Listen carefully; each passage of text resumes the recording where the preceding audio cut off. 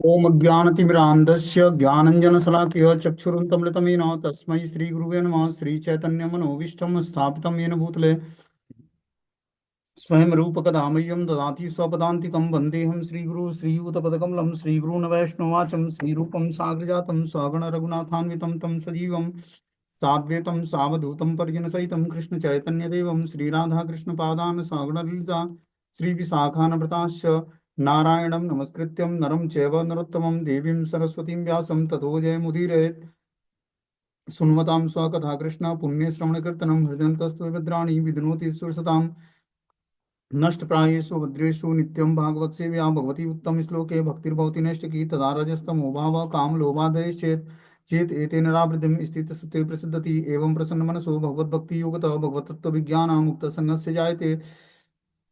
विद्यन्ते हृदयं ग्रन्थि छिद्यन्ते सर्वसंशयं क्षीयन्ते चास्य कर्माणि दृष्ट्वा एवात्मनीश्वरे मुखं करोति वाचालं पङ्गुं लङ्घ्यते गिरिं यत्कृपातमहं वन्दे परमानन्दमाधवं। प्रह्लाद नारद पराशर पुण्डरीकं व्यासं अम्बरीश सुखसौनकस्मदालभ्यां रुक्माङ्ग अर्जुन वसिष्ठं विभीषणादीनं पुण्यानि नामानि परं भागवत स्मरामि। हे कृष्ण करुणा सिंधु दीनबंधु जगतपतये गोपेश गोपिकाकांत राधाकांत नमस्तुते तप्त कांचन गौरांगे श्री राधे वृंदावनेश्वरी वृषभानुसुते देवी प्रणमामि हरिप्रिये। वाञ्छाकल्पतरुभ्यश्च कृपा सिन्धुभ्यो च पतितानां पावनेभ्यो वैष्णवेभ्यो नमः। जय श्री कृष्ण चैतन्य प्रभु नित्यानंद श्री अद्वैत गदाधर श्रीवासादि श्री गौर भक्तवृंद। हरे कृष्णा कृष्ण कृष्णा हरे हरे, हरे राम राम राम हरे हरे। इसमें आज हम लोग को श्रीमद् भागवतम का स्कंद संख्या 3 अध्याय संख्या 31 और श्लोक संख्या 17 नंबर पढ़ना है। टाइटल है जीवों के गति के विषय में भगवान कपिल देव के आदेश। जीवों की क्या गति किस कर्म से होती है उसका भगवान कपिल देव उपदेश दे रहे हैं। बोलते हैं देहन्य देह विवरे जठराग्नि नाश्रिगम विप्र मूत्र कूप पतितो भृश्य तप्त देहम इच्छन्नितो विवसितुम गणयन स्वमासानम निर्वासयते कृपण धी भगवान कदानु। अपनी माता के उदर में रक्त मल तथा मूत्र के कूप में गिरकर और अपनी माँ की जठराग्नि के दग्न देहधारी जीव बाहर निकलने की व्यग्रता में महीनों की गिनती करता रहता है और प्रार्थना करता है, हे भगवान यह अभागा जीव कब इस कारागार से मुक्त हो पाएगा। देखो कपिल देव भगवान बता रहे हैं कि जब जीवात्मा माता के गर्भ में होता है तो उदर में रक्त मल और मूत्र के कूप में गिरकर अपनी माँ की जठराग्नि के दग्ध देहधारी जीव बाहर निकलने की व्यग्रता में महीनों की गिनती करता रहता है। जो माता के गर्भ में होता है तो एक तरफ रक्त मल और मूत्र का कूप होता है, मतलब कुआं होता है, थैली होती है, और दूसरी तरफ जठराग्नि की अग्नि जलती है जो खाना पचाती है। दोनों के बीच में जीवात्मा जो है व्यग्र रूप में महीनों की गिनती करता रहता है कि कब मैं इस कूप से बाहर निकलूंगा, और प्रार्थना करता है कि हे भगवान ये अभागा जीव कब इस कारागार से मुक्त हो पाएगा। ऐसा नहीं कि जीवात्मा माता के गर्भ में आराम से सोया होता है, ऐसा नहीं है। बता रहे हैं कि जो है एक तरफ मल मूत्र की और रक्त की थैली होती है उस कूप में रहता है, और दूसरी तरफ जठराग्नि की अग्नि उसको दाहित कर रही होती है, जला रही होती है। और इस तरह से वो महीनों की गिनती करता हुआ भगवान से प्रार्थना करता है, हे भगवान इस अभागा जीव को कब इस कारागार से आप मुक्त करेंगे। बोल रहे हैं कि यहाँ पर माता के गर्भ में जीव की विषम परिस्थिति का वर्णन हुआ है। एक ओर शिशु जठराग्नि की उष्मा से तपता रहता है और दूसरी ओर मलमूत्र और रक्त आदि से में रहता है। 7 मास के बाद शिशु में चेतना आ जाती है, अतः उसे अपनी दुस्सह स्थिति का बोध होने लगता है और वह भगवान से प्रार्थना करता है। 7 महीने का जब माता के गर्भ में होता है तो वो एक तरफ माता के गर्भ में वो विषम परिस्थिति में रखा जाता है और एक तरफ शिशु को जठराग्नि की उष्मा उसको तपाती है, दूसरी ओर मलमूत्र रक्त आदि से में वो सना रहता है। 7 मास के बाद शिशु की चेतना आ जाती है शरीर में। जब वो 7 मास का होता है गर्भ में तो उसके अंदर चेतना विकसित हो जाती है, अतः उसे अपनी दूसरा स्थिति का बोध होने लगता है कि जब चेतना जागृत हो जाती है उसके अंदर चेतना आ जाती है तब उसको अपने दूसरा स्थिति मतलब जो कष्टकारी स्थिति है उसका बोध होने लगता है धीरे धीरे उसको। और वो भगवान से प्रार्थना करता है कि बाहर आने तक वह माहों की गिनती करता रहता है कि कितने दिन और बचे हैं, कितने महीने और बचे हैं।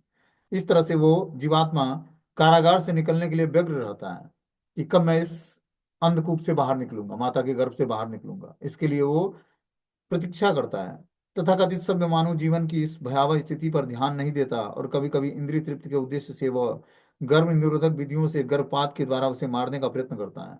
हम लोग देखते हैं समाज में बहुत सारा गर्भपात होता है। मतलब ना लोग क्या करते हैं, गर्भ को विनाश कर देते हैं। तो गर्भ में जीवात्मा निवास करती है, उसको विनाश करने से क्या बहुत बड़ा पाप लगता है। इसीलिए भगवान ने बोला है कि जो काम वासना संतति पैदा करने के लिए है, कृष्ण भावना भावित, वो मेरा ही स्वरूप जानो अर्जुन। लेकिन जो वासनाएं अपने इंद्रियों को तृप्त करने के लिए होती है, वो क्या बहुत ही खतरनाक है। तो व्यक्ति वासनाओं को तृप्त करता है, उससे जो संतति गर्भ में आता है उसको गर्भ निरोधक गोलियों के द्वारा उसको नुकसान कर देता है। उसका महान पाप जनरेट होता है, उसको भोगने के लिए उसको अंधकूप रोरो नरक में वास मिलता है। फिर जब शरीर त्यागेगा तो रोरो नामक नरक में जाएगा, और वहां पर उसको कुत्ते खाएंगे। समझ बात, इतना खतरनाक है। बता रहे हैं कि जो है, ऐसे लोग गर्भ की भयानक स्थिति के प्रति चिंतित न रहकर भौतिकता में पड़े रहते हैं और मनुष्य जीवन का दुरुपयोग करते हैं। ये मनुष्य जीवन का दुरुपयोग है, इंद्रिय तृप्ति। ठीक है ना। या तो इंद्रिय तृप्त करनी है तो उसके परिणाम का भोग करो, जो परिणाम आता है उसको समझो और उसको मतलब निभाने का प्रयास करो। नहीं तो इंद्रिय तृप्ति से बचो, यहाँ बता रहे हैं। बता रहे हैं कि बद्ध जीव उन लोगों के लिए बना है जो बुद्धि के कृपण है, या जो अपनी बुद्धि का प्रयोग नहीं करते हैं। मनुष्य में बुद्धि विकसित रहती है, और इस बुद्धि का उपयोग जन्म मरण के चक्र से छूटने के लिए करना चाहिए। जो ऐसा नहीं करता वो कंजूस है, वो केवल उसे देखता रहे। जो व्यक्ति अपनी मानव बुद्धि का उपयोग जन्म मरण के चक्र अर्थात माया के पास से निकलने के लिए नहीं करता, वो कंजूस माना जाता है। कृपण का विलोम उदार है। ब्राह्मण उदार कहलाता है क्योंकि वह अपनी मानवीय बुद्धि का उपयोग आध्यात्मिक बोध के लिए करता है, और वह इस बुद्धि का उपयोग जनता के लाभ हेतु कृष्ण भक्ति का उपदेश करने के लिए करता है, इसीलिए वह उदार है। तो हमें क्या करना पड़ेगा? बुद्धि की वास्तविक उपयोगिता है जन्म मरण के चक्र से माया के पास से निकलने के लिए प्रयास करना। ठीक है ना। तो जब जीवात्मा माया के पास से निकलने के लिए प्रयास करता है और कृष्ण भक्ति का को स्वीकार करता है, तब वो अपनी वास्तविक बुद्धि का सही उपयोग करता है। आगे इसमें बता रहे हैं अगले श्लोक में, एने दृशि गतिमसो दशमास्य ईसम संगग्राहितम पुरुषदयेन भवादृशेन स्वेनेव तुष्यतु कृतेन स दीननाथम को नाथ प्रति बिना जलिमस्य कुर्यात्। हे भगवान, आपकी अहेतकी की कृपा से मुझ में चेतना आई है। यद्यपि मैं अभी केवल 10 मास का हूँ, पतित आत्माओं के मित्र भगवान की इस अहेतकी की कृपा के लिए कृतज्ञता प्रकट करने के हेतु मेरे पास हाथ जोड़कर प्रार्थना करने के अतिरिक्त है ही क्या। क्या बोलते हैं कि हे भगवान, आपकी अहेतकी की कृपा से मुझ में चेतना आई है। जीवात्मा जब माता के गर्भ में होता है, तब वो प्रार्थना करता है भगवान से कि आपकी कृपा से मेरे अंदर चेतना का विकास हुआ है। 7 महीने बाद उसमें गर्भ में जीवात्मा के अंदर चेतना आ जाती है। वो सब कुछ रियलाइज करने लगता है। बोल नहीं पाता है, लेकिन रियलाइज करता है वो। यद्यपि अभी केवल मैं 10 मास का हूँ, पतित आत्माओं के मित्र भगवान की इस आहितकी की कृपा के लिए कृतज्ञता प्रकट करते हुए मेरे पास हाथ जोड़कर प्रार्थना करने के अतिरिक्त और कोई रास्ता नहीं है। तो जीवात्मा भगवान से प्रार्थना करता है। जैसा कि भगवत गीता में कहा गया कि शरीर के भीतर आत्मा के साथ स्थिर परमात्मा की ही बुद्धि और विस्मृति के दोनों के कारण है। भगवान बुद्धि भी प्रदान करते हैं और बुद्धि से विस्मृति भी प्रदान करते हैं। जब भगवान देखते हैं कि बद्ध जीव माया के बंधन से छूटने के लिए उत्सुक है, तो वे भीतर से परमात्मा के रूप में और बाहर से गुरु रूप में बुद्धि प्रदान करते हैं, अथवा साक्षात भगवान का अवतार लेकर उपदेश देते हैं, यथा भगवत गीता का। भगवान सदैव ऐसे अवसर देखते हैं रहते हैं कि पतित आत्माओं को ईश्वर के धाम ले जाया जाए। हमें भगवान का कृतज्ञ होना चाहिए, क्योंकि वे हमें सदैव सुखी बनाना चाहते हैं। हमारे पास भगवान को उनकी भलाई का बदला चुकाने के लिए पर्याप्त साधन नहीं है। हम केवल कृतज्ञता का अनुभव कर सकते हैं और हाथ जोड़कर उनकी प्रार्थना कर सकते हैं। तो भगवान समय समय पर क्या करते हैं, खुद अवतार लेकर या किसी गुरु के द्वारा हमें बुद्धि प्रदान करते हैं, या हृदय में बैठे परमात्मा के रूप में साक्षात चैत्य गुरु के रूप में हमें उपदेश देते हैं। ठीक है ना। या भगवत गीता का उपदेश देते हैं। भगवान सदैव ऐसे अवसर प्रदान करते हैं जिससे पतित आत्माएं ईश्वर के धाम जा सके और भगवान की सेवा में अपने को इंगेज कर सके। इसकी फैसिलिटी भगवान देते हैं, किससे? गुरु के माध्यम से, या स्वयं परमात्मा के रूप में, या फिर भगवत गीता के माध्यम से उपदेश देकर, कि जीवात्मा किसी तरह से जो है भगवान की तरफ मुड़ जाए और भगवान की सेवा में एंगेज होकर भगवान के धाम जाए। यही भगवान की परम इच्छा है। ठीक है ना।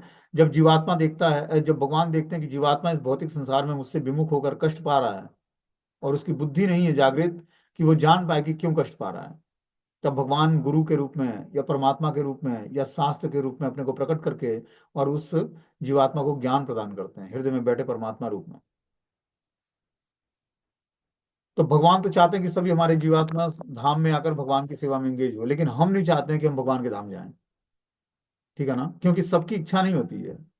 कि हमें जाकर भगवान की सेवा करनी है, भगवान के धाम जाना है, या 24 घंटे भगवान का चिंतन करना है, ऐसा कोई सबका उद्देश्य नहीं है। अभी व्यक्ति कनिष्ठ लेवल पर क्या करता है, किसी तरह 16 माला कर लेता है और अपनी इंद्रिय तृप्ति की वासनाओं को तृप्त करता है। भोजन, अच्छा भोजन करना है, कपड़े पहनने हैं, और जो है फोटो खिंचाना है, व्हाट्सएप पे लगाना है, फेसबुक पे, इसी कार्य में बिजी है व्यक्ति।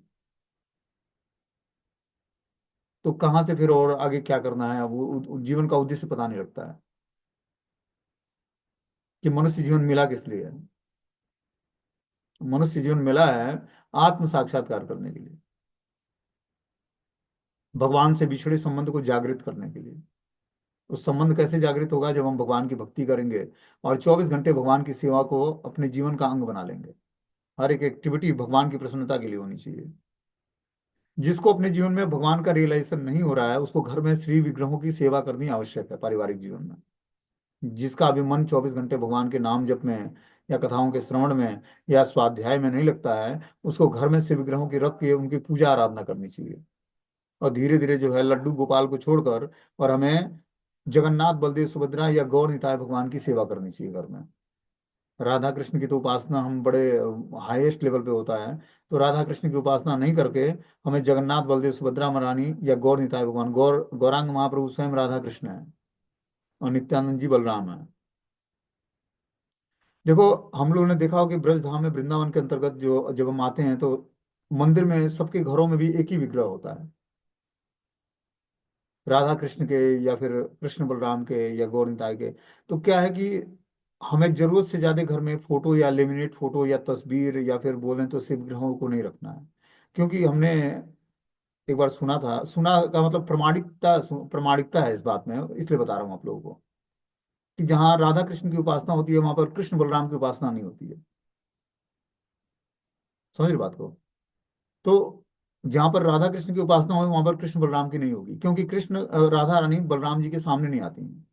तो वहां पर कृष्ण बलराम की उपासना जहाँ होगी, वहां पर राधा कृष्ण की उपासना नहीं हो सकती है। और जहाँ राधा कृष्ण की उपासना होगी, वहां बलराम जी नहीं रहेंगे। इसका बहुत ही हमें ध्यान देना चाहिए। दूसरी बात है, अगर जो हमें राधा कृष्ण की और कृष्ण बलराम की एक साथ उपासना करना चाहते हैं, तो गौर निताय भगवान को रखें, क्योंकि गौरांग महाप्रभु स्वयं कृष्ण और राधा रानी स्वरूप में है, और बलराम जी नित्यानंद प्रभु के रूप में है। अब दूसरी बात रही भोग लगाने की बात। देखो, बहुत ही इंपॉर्टेंट पॉइंट है ये। राधा कृष्ण की उपासना करते हैं, अब आपके घर में से विग्रह है राधा कृष्ण की, तो आप भोग उनको ऑफरिंग करेंगे, तो बलराम जी भोग स्वीकार नहीं करते हैं राधा रानी के साथ। उनके लिए अलग थाली पेश की जाती है। आप देखोगे मंदिर के अल्टर में सब विग्रहों को अलग अलग भोग लगाया जाता है। तो इसलिए हमें घरों में भी बहुत ही इसको सावधानी पूर्वक रखना, मतलब अपने मंदिर में ऐसे विग्रहों को या लेमिनेट फोटो को इस भाव से रखें कि हमारे इष्ट आराध्य कौन है, उन्हीं को हम भोग लगाएं, उन्हीं की आराधना करें, एक से विग्रहों को रखें, उन्हीं को अच्छे तरीके से सजाना है, तैयार करना है, जो भी करना, भोग लगाना है। बहुत सारे लेमिनेट फोटो सजाकर, और वो रस हमें प्राप्त नहीं होगा जिस रस के लिए हम प्रयास कर रहे हैं। तो सबसे बढ़िया कि गौर निताय को रखें, तो गौर निताय में राधा कृष्ण की भी उपासना हो जाएगी, और कृष्ण बलराम की भी हो जाएगी, और गौर निताय की भी हो जाएगी। तीनों आराधना हो जाएगी एक साथ। लेकिन कृष्ण बलराम जगन्नाथ बलदेव सुभद्रा महारानी को रखेंगे, तो उनके साथ राधा रानी को नहीं रख सकते हैं, क्योंकि बलराम की जी के साथ राधा रानी को भोग नहीं लगता है। बहुत इंपॉर्टेंट पॉइंट किसी हमें मंदिर के किसी डिवोटी ने बताया था ये। तो हमें लगा बात तो सही कर रहा है, क्योंकि हमारे पास कृष्ण बलराम के विग्रह थे, तो मैंने अपने अल्टर में राधा रानी के भी तस्वीर को रखा था। तो उन्होंने बोला कि ऐसे नहीं होता है, हम लोग ऐसे नहीं करते हैं, हमारे गुरुजी ने हमें ये शिक्षा दिया है। मैंने बोला बहुत अच्छा बताया आपने। और वास्तविकता वही थी जो उसने बताया, जो मैं बता रहा हूँ।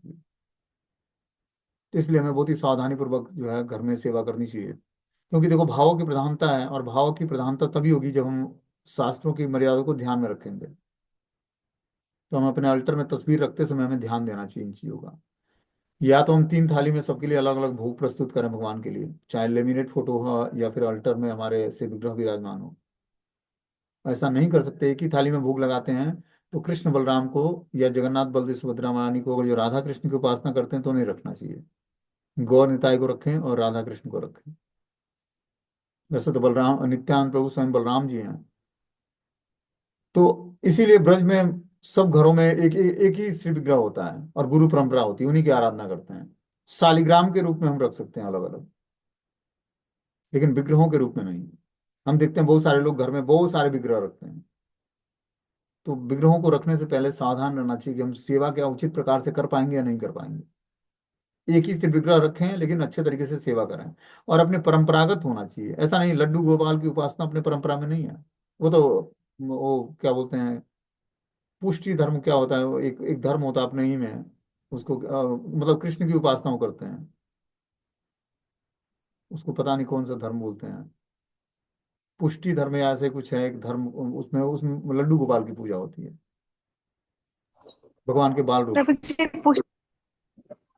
हाँ ऐसा ही कोई पुष्टि मार्ग है कि, हाँ पुष्टि मार्ग है वो। उसी उसमें ही लड्डू गोपाल की पूजा होती है, बाल रूप के भगवान की। बटस्य पुत्रम, बटस्य पत्रम पुटे शयानम, बालम मुकुंदम मनसा स्मरामि, ये उनका भजन है। तो हमें क्या करते हैं, हमें भगवान के कैसोरी रूप की पूजा करनी है, जिसमें भगवान नंद नंदन गौ चराते हैं, गोपियों के साथ रास नृत्य करते हैं और राधा रानी के साथ जो है बांसुरी बजाकर मस्त रहते हैं। उस स्वरूप की पूजा में आराधना करनी है, उसी स्वरूप का ध्यान करना है, उन्हीं की उपासना करनी है। अपने संप्रदाय के वही इष्टाराध्य भगवान है। आगे इसमें बता रहे हैं कि अन्य प्रकार के शरीर जीव केवल अंतः प्रेरणा से देखता है, वह उस शरीर के ग्राह और अग्राह अनुभवों से ही परिचित होता है। किंतु मुझे ऐसा शरीर प्राप्त है जिससे मैं अपनी इंद्रियों को वश में रखता हूँ और अपने गंतव्य को समझता हूँ। अतः मैं उस भगवान को सादर नमस्कार करता हूँ जिनके आशीर्वाद से मुझे यह शरीर प्राप्त हुआ है और जिनकी कृपा से मैं उन्हें भीतर और बाहर देख सकता हूँ। क्या बोलते हैं कि अन्य प्रकार के शरीरधारी जीव केवल अंत प्रेरणा से देखता है, वह उस शरीर के ग्राह और अग्राह अनुभव से परिचित होता है। किंतु मुझे ऐसा शरीर प्राप्त है जिसमें मैं अपनी इंद्रियों को वश में रखता हूँ और अपने गंतव्य को समझता हूँ। जब व्यक्ति इंद्रियों को वश में रखेगा तभी वो अपने गंतव्य को समझेगा, नहीं तो उसका गंतव्य चेंज हो जाएगा। जब इंद्रियां हमारी बस में नहीं होंगी तो हमारा जो वास्तविक डिस्टिनेशन है, जहाँ जाना है, उस डिस्टिनेशन को हम भूल जाएंगे। बोलते हैं शरीरधारी जीव केवल अंत प्रेरणा से देखता है। जो शरीरधारी जीव है, आत्मा है, वो अंत प्रेरणा से दिखता है। वह इस शरीर के ग्रह और अग्रह अनुभव से परिचित होता है कि क्या ग्रहणीय है और क्या ग्रहणीय नहीं है। किंतु मुझे ऐसा शरीर प्राप्त है जिसमें मैं इंद्रियों को वश में रखता हूँ और अपने गंतव्य को समझता हूँ। मैं उस भगवान को सादर नमस्कार करता हूँ जिनके आशीर्वाद से मुझे यह शरीर प्राप्त है और जिनकी कृपा से मैं उन्हें भीतर और बाहर देख सकता हूँ। जब भगवान की कृपा होती है तभी जीवात्मा भगवान को अंतरंग रूप में और बाहरी रूप में देख पाता है। अंतरंग रूप में अपने हृदय में बैठे परमात्मा के रूप में, और बाहर सब जीवात्माओं में भगवान का दर्शन। बोलते हैं विभिन्न प्रकार के शरीरों की विकास क्रिया फूल के फलने से के समान है। जिस प्रकार फूल के विकास की कई अवस्थाएं होती हैं, कली, विकासमान फूल, पूर्ण विकसित फूल, सुगंध और सुंदरता से प्रेरित फूल, इस प्रकार क्रमिक विकास में 84 लाख योनियां होती हैं और निम्न योनियों से उच्च योनियों में क्रमशः क्रमबद्ध उन्नति होती है। मनुष्य जीवन सर्वोत्तम समझा जाता है क्योंकि इसमें जन्म तथा मृत्यु के बंधन से छूटने की बुद्धि रहती है। माता के गर्भ में स्थित भाग्यवान शिशु अपने श्रेष्ठ स्थिति को समझता है और इस तरह वह अन्य प्राणियों से पृथक होता है। मनुष्य से नीचे पशुओं में सुख दुख की चेतना रहती है, किंतु वे अपने शारीरिक आवश्यकताओं, खाना सोना संभोग और सुरक्षा से अधिक और कुछ नहीं सोच पाते। किंतु ईश्वर की कृपा से मनुष्य में चेतना इतनी विकसित रहती है कि वह अपनी अद्वितीय स्थिति का मूल्यांकन कर सकता है और आत्मा तथा परमात्मा दोनों का साक्षात्कार कर सकता है। ये रियलाइजेशन जो है मनुष्य जीवन में ही होगा, आत्म साक्षात्कार करना। आत्मा और परमात्मा को दोनों को रियलाइज कर लेना ही आत्म साक्षात्कार है, कि आत्मा क्या है, परमात्मा क्या है, और आत्मा और परमात्मा में अंतर क्या है। आत्मा एक शरीर में एक समय ही उपस्थित होती है, परमात्मा एक समय में समस्त शरीरों में उपस्थित होते हैं, अपना विकास क्या करके, विस्तार करके।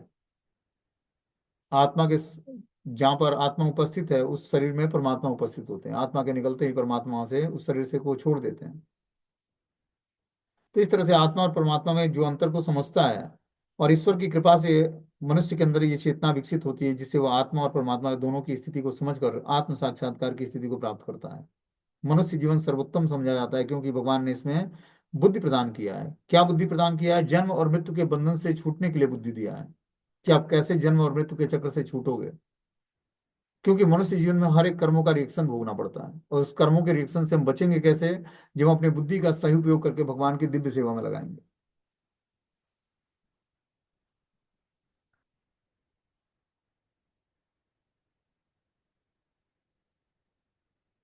आगे इसमें बता रहा आता है, हे प्रभु, यद्यपि मैं अत्यंत भयावह परिस्थिति में रह रहा हूँ, किंतु मैं अपनी माँ के गर्भ से बाहर आकर भौतिक जीवन के अंधकूप में गिरना नहीं चाहता। देव माया नामक आपकी बहिरंगा शक्ति तुरंत नवजात शिशु को पकड़ लेती है। उसके बाद तुरंत ही झूठा स्वरूप ज्ञान प्रारंभ हो जाता है, जो निरंतर जन्म और मृत्यु के चक्र का शुभारंभ बन जाता है। देखो कितना बढ़िया बात बता रहे हैं कि यद्यपि मैं अत्यंत भयावह परिस्थिति में रह रहा हूँ। जो माता के गर्भ में जीवात्मा होता है वो बहुत ही भयानक परिस्थिति को झेल रहा होता है। क्या परिस्थिति होती है? एक तरफ जठराग्नि की अग्नि जल रही होती है जो भोजन को पचाती है, दूसरी तरफ मलमूत्र और रक्त का भांड पड़ा होता है, उसके बीच में वो जीवात्मा जो है प्रताड़ित होता है। 7 महीने बाद उसके अंदर कॉन्शियसनेस आ जाती है, चेतना आ जाती है, सब कुछ रियलाइज होने लगता है उसको। कीड़े काट रहे होते हैं मल के, और दूसरी तरफ अग्नि जला रही होती है उसको। तो उसमें चलता है, बचना चाहता है, निकलना चाहता है उससे, और भगवान से प्रेयर करता है। जो थोड़ा भी पायस जीवात्मा होगा तो उसको भगवान के दर्शन होंगे गर्भ में। उसके 100 जन्मों की सारी स्टोरी उसके सामने खुल के आ जाएगी। तो पापों का प्रायश्चित करता है उस गर्भ में। और उस गर्भ से बाहर निकलने के लिए, भयानक परिस्थिति से बाहर निकलने के लिए भगवान से प्रेयर करता है कि हे प्रभु, यहाँ से हमें बाहर निकालो, मैं आकर भजन करूंगा। बोलते हैं कि हे प्रभु, मैं इतनी भयानक परिस्थिति में रख दिया गया हूँ, किंतु मैं अपनी माता के गर्भ से बाहर आकर भौतिक जीवन के अंधकूप में नहीं गिरना चाहता। ये जीवात्मा उस गर्भ में प्रेयर करता है। लेकिन जैसे ही बाहर आता है वैसे ही वो फिर अपने रिलेटिव में खो जाता है। बोलते हैं कि देव माया नामक आपकी बहिरंगा शक्ति तुरंत नवजात शिशु को पकड़ लेती है, और क्या करती है, उसके बाद तुरंत ही झूठा स्वरूप ज्ञान प्रारंभ कर देती है। उसको झूठा स्वरूप दिखाती है अपना। देखिए, माता पिता भाई बहन दोस्त चाचा ताऊ सब, नानी नाना, कौन कौन से सारे रिलेटिव आ जाते हैं। चल बेटा हुआ, दर्शन कर। अब बेटा का दर्शन तो हो गया। अब बेटा ने दर्शन कर लिया, मतलब वो फिर से जो है माया के ग्रस्त में आ गया, भगवान से संबंध को भूल गया, और इसी में रम गया वो फिर। और बता रहे हैं कि इस तरह से उसके बाद तुरंत ही झूठा स्वरूप ज्ञान प्रारंभ हो जाता है। जो झूठा स्वरूप ज्ञान है वो प्रारंभ हो गया अब उसका। क्यों? सब लोगों से मिलने के कारण। जो निरंतर जन्म और मृत्यु के चक्र से का शुभारंभ है। इसीलिए सुखदेव गोस्वामी माता के गर्भ में 16 वर्ष की अवस्था तक रहे, कि मैं बाहर आते ही जो है माया मुझे ग्रस्त कर लेगी। 16 वर्ष की अवस्था में माता के गर्भ से प्रकट हुए, और तुरंत उन्होंने वैराग्य लेकर जाना शुरू कर दिया। तो व्यास देव ने उनको पकड़ने का प्रयास किया। लेकिन साधारण जीवात्मा वैसा नहीं कर सकता, तो हमें क्या करना है? अपने बच्चों को ऐसे परवरिश देनी है। ये माता के गर्भ में ही परवरिश होती है उनकी। कैसे परवरिश होगी? पहले तो गर्भाधान संस्कार, दूसरा है अपने नियमित रूटीन में भगवान के प्रसाद के अलावा कुछ नहीं खाना है। और 9 महीने के अंदर जब माता गर्भ धारण करे, तो उतने दिनों तक उसको स्पिरिचुअल एक्टिविटी करनी है। जैसे एकादशी व्रत रखना है, भगवान भगवान का चिंतन करना है, नाम जप करना है, शास्त्रों को पढ़ना है, स्वाध्याय, और जो है कथा का श्रवण करना है। इससे बच्चे का पोषण करना चाहिए। और भगवान का भोग लगा प्रसाद छोड़कर कुछ भी ना खाएं। तब वो जो जीवात्मा गर्भ में माता के होगा वो क्या होगा? बहुत ही पायस पवित्र जीवात्मा आएगा। और इस तरह से जब वो जन्म लेगा तो मंगलकारी होगा। एक तरफ हम देखते हैं कि जो है दीति माता को संध्या टाइम में जो है काम वासना सताने लगती है, और जो है कश्यप मुनि से वो शारीरिक तृप्ति के लिए इच्छा व्यक्त करती हैं। कश्यप मुनि ने बोला कि ये समय उचित नहीं है, लेकिन उसी समय गर्भ धारण करती हैं दीति। और हिरण्यकशिपु और हिरण्याक्ष गर्भ में आते हैं।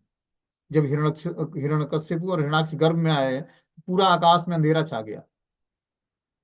बादल, अब जब जन्म लिए तो अंधेरा तो छा गया, साथ में बादल टकराने लगे, पृथ्वी कांपने लगी। ऐसी स्थिति होने लगी।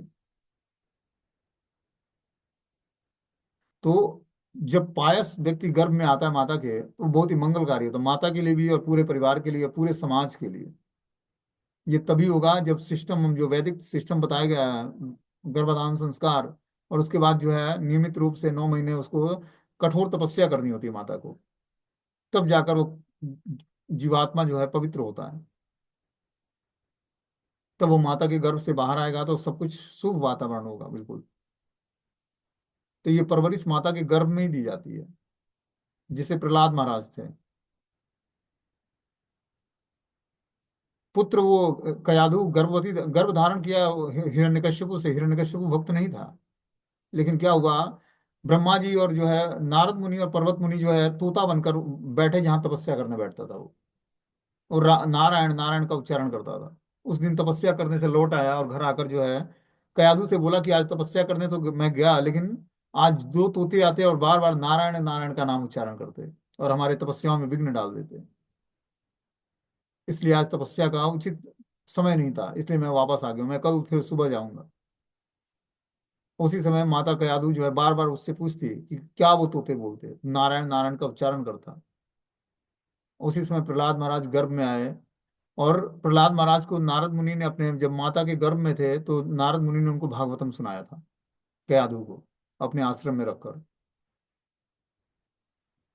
और वो कयाधु के माध्यम से प्रहलाद को सुनाया था उन्होंने, क्योंकि वो जानते थे कि गर्भ में प्रहलाद है।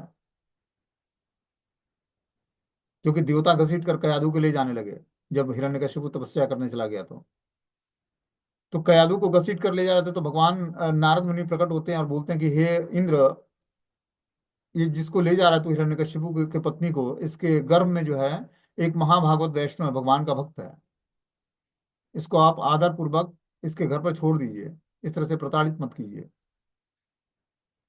तो नारद मुनि के आदेश का पालन करके इंद्र ने क्या किया, 4 बार परिक्रमा करके उस माता को प्रणाम करा, कयाधु को। फिर कयाधु नारद मुनि के साथ जाती है, उनके आश्रम में निवास करती है, जब तक हिरण्यकशिपु वापस नहीं आता है, 36,000 सालों तक। और प्रहलाद गर्भ में श्रीमद् भागवतम सुनते हैं, और निकलते ही 5 साल पे भक्त बन जाते हैं। और हम लोगों ने सुना है कितना अच्छा उपदेश देते हैं वो। तो इस तरह से जो है, जब व्यक्ति बच्चा जो है माता के गर्भ में हो, तभी से उसकी आध्यात्मिक परवरिश हम देंगे तो वो अच्छा पायस व्यक्ति बनेगा, पवित्र व्यक्ति बनेगा, भगवान का भक्त बनेगा।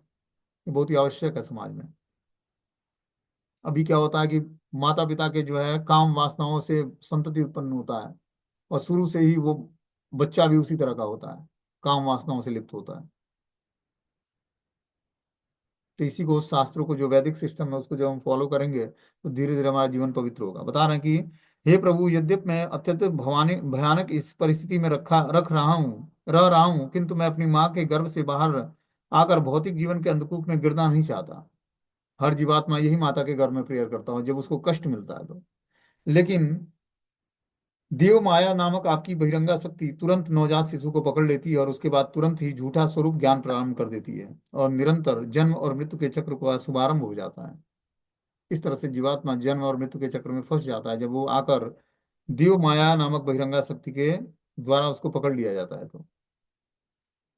जब तक शिशु अपनी माँ के गर्भ में रहता है तो उसका जीवन अत्यंत संकटपूर्ण और भयावह रहता है, किंतु इसका लाभ यह होता है कि वो भगवान के साथ अपने संबंध की शुद्ध चेतना जागृत कर लेता है।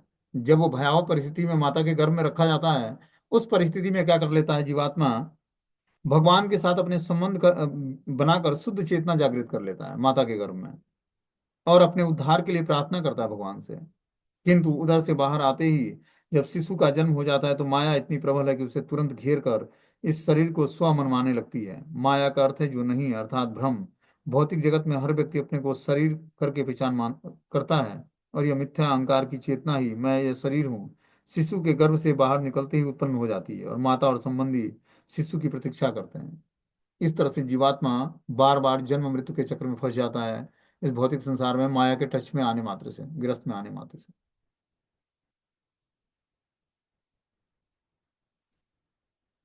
आगे इसमें बता रहे हैं, तस्यादहम विगत विक्लव उद्धरिष्यम आत्मानमासु तमस सुहृदात्मनेव भूयो यथा व्यसने मत दने करंद्रम मामे भविष्य दुपसादित विष्णुपादम। अतः और अधिक क्षुब्ध न होकर मैं अपने मित्र विशुद्ध चेतना की सहायता से अज्ञान के अंधकार से अपना उद्धार करूंगा। केवल भगवान विष्णु के चरण कमलों को अपने मन में धारण करके मैं बारंबार जन्म और मृत्यु के लिए अनेक माताओं के गर्भों में प्रवेश करने से बच सकूंगा। अतः और अधिक क्षुब्ध न होकर अपने मित्र विशुद्ध चेतना की सहायता से अज्ञान के अंधकार से अपना उद्धार करूंगा। विशुद्ध चेतना, हमने क्या बोला, आध्यात्मिक एक्टिविटी कर कर अपने अंदर हमें विशुद्ध चेतना का जागरण करना है, आध्यात्मिक चेतना का जागरण कर लेना है। उससे क्या होगा, हम भगवान विष्णु के चरण कमलों को अपने मन में धारण करके और जन्म मृत्यु के चक्र से छुटकारा प्राप्त कर पाएंगे। मान लो कि इस जीवन में सफलता नहीं मिली, लेकिन आध्यात्मिक चेतना विकसित हो गई, और जो, तो फिर से माता के गर्भ तो मिलेगा, लेकिन जीवात्मा को वो कॉन्सियसनेस उसकी बनी रहेगी। जो आध्यात्मिक चेतना था वो बना रहेगा उसको, वो भौतिक चेतना में नहीं आएगा। और इस तरह से जो है वो बारंबार जन्म और मृत्यु के लिए अनेक माताओं के गर्भ में प्रविष्ट नहीं करने से बच जाएगा, प्रविष्ट नहीं करेगा फिर। संसार के कष्ट उसी दिन से प्रारंभ होते हैं जब आत्मा माता और पिता के रज और शुक्र से में शरण प्राप्त करता है। ये कष्ट माता के गर्भ से निकलने के बाद और उससे भी आगे चलते रहते हैं। हम नहीं जानते कि इस दुखों का अंत कहाँ है, किंतु इसका अंत शरीर बदलने से नहीं होता है। यह शरीर परिवर्तन प्रतिक्षण चल रहा है, किंतु इसका अर्थ यह नहीं है कि हम गर्भावस्था की तुलना में उन्नति करके सुखी स्थिति को प्राप्त कर सकते हैं। अतः सबसे अच्छा होगा कि कृष्ण भावनामृत का विकास किया जाए और विष्णुपाद की शरण ग्रहण की जाए, जिसका अर्थ है कृष्ण भक्ति की अनुभूति करना। जो बुद्धिमान है कृष्ण भक्ति उत्पन्न कर सकता है, वह इस जीवन में सफल होता है, क्योंकि केवल कृष्ण भक्ति करने से ही वह जन्म तथा मृत्यु के चक्र से बच जाएगा। तो बोलते हैं कि ये कष्ट जो है, जब माता पिता रज और शुक्र धारण करते हैं, पिता के माध्यम से माता जो है गर्भ धारण करती है, तभी से यह कष्ट उस जीवात्मा का शुरू हो जाता है। और कष्ट माता के गर्भ से निकलने के बाद और उससे आगे भी ये कष्ट चलता रहता है रेगुलर। इन दुखों का अंत कहीं नहीं होता है। शरीर बदलते रहते हैं और ये कष्ट जो है शरीर परिवर्तन प्रतिक्षण चल चल रहा है, किंतु इसका अर्थ यह नहीं है कि गर्भाधान की तुलना में उन्नति करके सुखी स्थिति को प्राप्त करते हैं। कि गर्भावस्था में आता है जीवात्मा, फिर से माता के गर्भ से जन्म लेता है, तो इस तरह से उसके दुखों का अंत नहीं होता है। दुख का अंत तभी होगा जब वो जन्म मृत्यु के चक्र से छुटकारा प्राप्त करेगा। शरीर वृद्धावस्था जर्जर को प्राप्त होती है, फिर से नया एक गर्भ में आ जाता है और फिर से नए शरीर को धारण करता है जीवात्मा। और जन्म और मृत्यु के समय जो कष्ट है, बताया गया जितना 2000 बिच्छू डंक मारे उतना कष्ट होता है जीवात्मा को, लेकिन वो बोल नहीं सकता है। शुरुआत में नवजात शिशु होता है और वृद्धावस्था में उसकी इंद्रियां उसको साथ नहीं देती, गला अवरुद्ध हो जाता है, इंद्रियां जहां तहां शिथिल पड़ जाती हैं, ब्लड सर्कुलेशन रुक जाता है, नेत्र के गोलक स्थिर हो जाते हैं, शरीर में कोई कंपन नहीं होता है, कंठ जो है अवरुद्ध हो जाता है कफ वात पित्त से। बस दृष्टि से देखता है और सोचता है कि ये व्यक्ति हमें बचा लेगा, अपने परिवार के लोगों को करा कर पुकारना चाहता है, लेकिन कंठ से और आवाज न आने के कारण और फ्रस्ट्रेट हो जाता है, और फ्रस्ट्रेशन में मृत्यु को प्राप्त होता है।